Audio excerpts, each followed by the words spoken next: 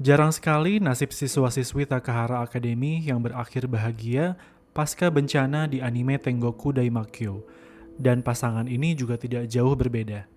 Kali ini, gue dari World Wide Web akan menceritakan kisah Taka dan Anzu, pasangan siswa-siswi Takahara Academy yang tidak kalah tragis. Taka adalah siswa berambut hitam dan panjang yang sangat atletis. Dia punya kemampuan fisik yang luar biasa, bahkan kebal terhadap senjata tajam.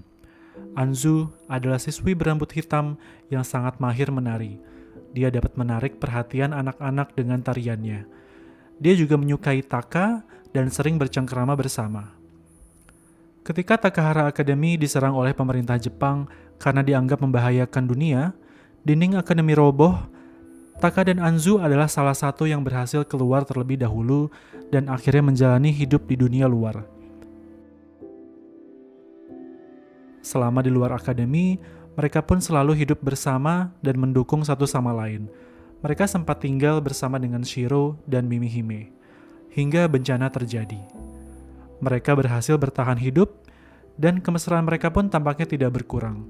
Mereka pun memutuskan untuk menikah dan menjalani hidup mereka berdua. Ya, pasangan ini adalah pasangan siswa-siswi Takahara Academy pertama yang menikah secara resmi. Di kantor cabang Takahara Academy, mereka menjalankan upacara pernikahan seadanya dan sebatas pengetahuan mereka, menggambar lambang Tuhan mereka, dan mengucapkan sumpah bahwa mereka saling mencintai di depan Shiro dan Mimihime. Shiro dan Mimihime yang tidak mengerti soal percintaan atau hubungan dewasa pun terkejut.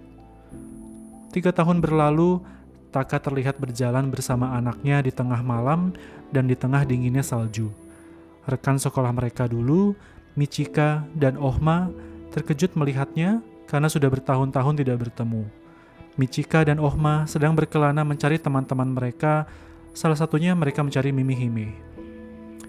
Michika mencoba mengikuti indera mereka untuk menemukan sesama siswa-siswi Takahara Academy, namun yang dia rasakan hanyalah keberadaan makhluk Hiruko atau man-eater raksasa.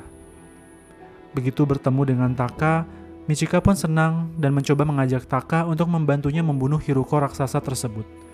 Taka terlihat sedih dan mencoba meminta Michika untuk tidak melanjutkan keinginannya membunuh Hiruko tersebut. Namun, Michika yang memang pada dasarnya senang melawan musuh yang kuat, memutuskan untuk melawan Hiruko raksasa tersebut sendirian. Tiba-tiba, Taka berteriak kepada Michika bahwa dia akan ikut bersamanya. Namun, dia beralasan bahwa karena sudah malam, sebaiknya mereka lakukan misi tersebut di esok hari ketika matahari sudah bersinar dan situasi lebih aman. Taka menyusup ke dalam sebuah gedung penuh dengan orang. Dia menaruh bayinya bersama dengan pesan yang bertuliskan, "Aku akan kembali, nama dia Totori."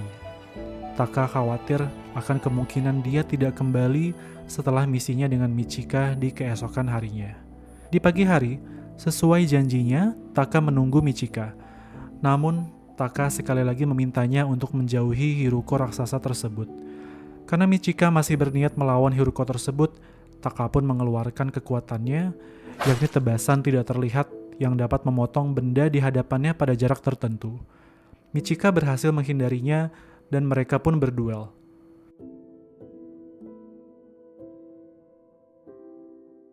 Meskipun Taka berhasil memotong tangan Michika dan mengenai lehernya, namun Michika tetap unggul melawan Taka dan membunuhnya di tempat.